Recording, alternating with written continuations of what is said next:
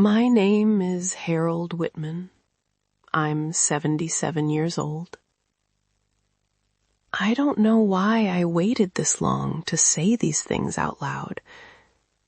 Maybe because once you say them, they become solid, real. And I've spent most of my life trying to soften what was already done. It's late where I am. The house is quiet in a way that feels permanent. Not the kind of quiet that means someone is asleep in the next room. The kind that means no one is coming back down the hallway. I was married for 25 years, a quarter of a century, long enough to raise children, long enough to memorize the sound of someone's footsteps, long enough to stop noticing the way they look at you. Her name was Margaret. I still have trouble saying was when I think about us. She's still alive, just not part of my life. When we married, I was 29. She was 27. I had thick, dark hair and more ambition than patience. I believed being a good husband meant working hard, providing, keeping the bills paid, the car running, the lawn trimmed. I thought love was something sturdy and practical, something you proved with effort. Margaret believed love was something you felt in the small spaces, the way you listened, the way you stayed in the room during an argument, the way you reached for someone's hand without thinking. At the time, I didn't understand that difference. I worked long hours. I told myself it was temporary, that once we were comfortable, once the promotions came, once the mortgage felt lighter, I would slow down. I would be more present. There is always a once. I remember one night very clearly. I had come home after a 14-hour day. I was exhausted and proud of it, proud of how much I was sacrificing. Margaret had made dinner. The kids were already asleep. She sat across from me at the table, barely touching her food. She said very softly, "I miss you." I laughed a little, not because it was funny, because I thought she was exaggerating. I was right there, sitting across from her. "I'm doing this for us," I told her. I can still see the way her shoulders dropped, not dramatically, just a small surrender, like she was folding something delicate and putting it away.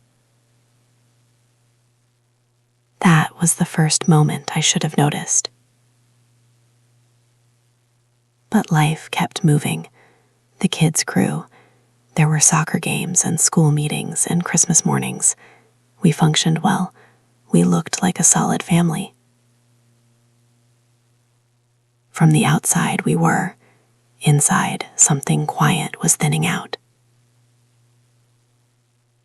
Margaret would try to talk at night. She'd start sentences with, "Do you ever feel?" or "I've been thinking," and I would interrupt with solutions, fixes, practical answers to emotional questions. I thought I was helping. I see now that I was avoiding. There was a period in our 15th year of marriage when she stopped trying to start those conversations. I didn't notice at first.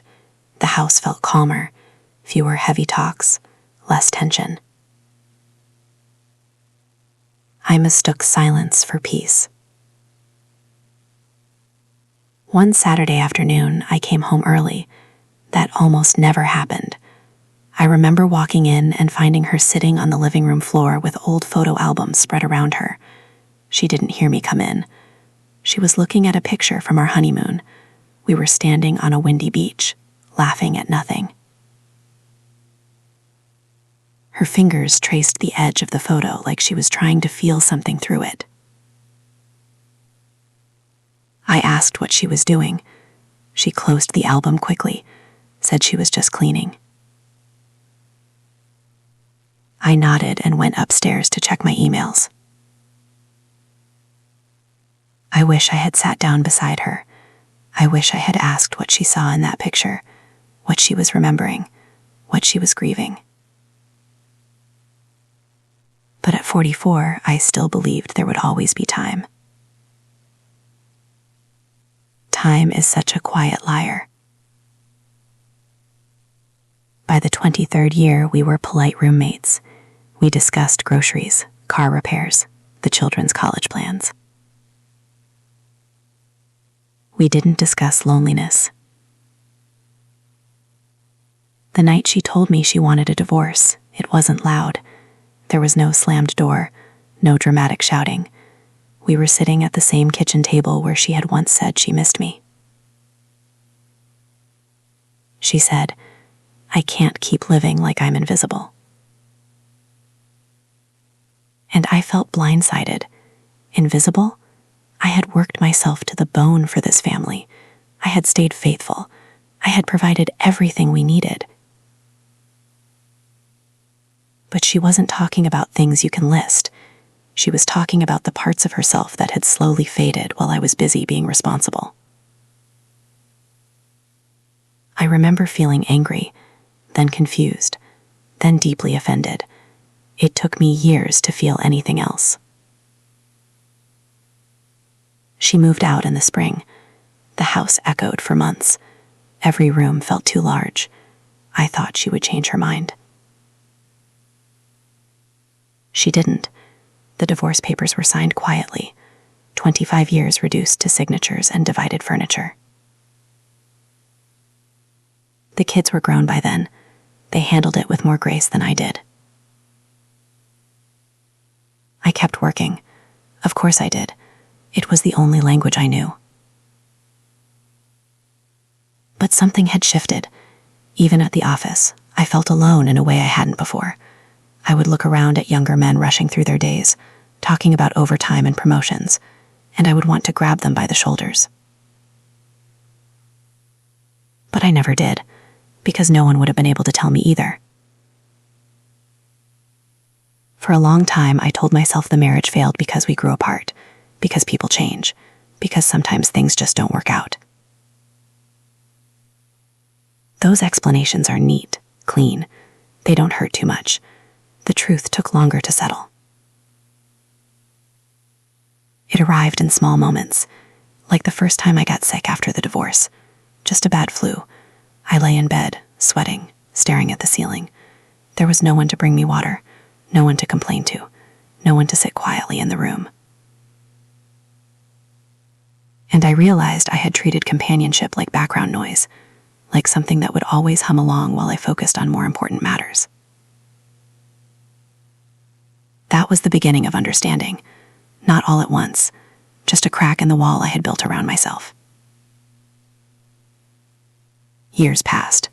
Margaret remarried. I heard through the children that she seemed lighter, happier. That stung more than I expected, not because I wished her unhappiness, but because it forced me to see that what we lacked wasn't fate. It was something I failed to give. At 77, I have had a lot of time to sit with my own memories. There is one that comes back more than the others. It's simple, almost small. We were in the kitchen again, early in our marriage. The kids were toddlers. She was washing dishes. I was reading the newspaper. She turned around, drying her hands on a towel, and said, "Do you think we'll always feel this close?" I didn't look up. I said, "Of course. Why wouldn't we?" And I kept reading. I didn't ask why she was worried. I didn't put the paper down. I assumed closeness maintained itself. It doesn't. It erodes quietly when unattended. That realization didn't come at 52 when she left. It came closer to 70, sitting alone in a house that felt too tidy. There is a cost to misunderstanding what love requires.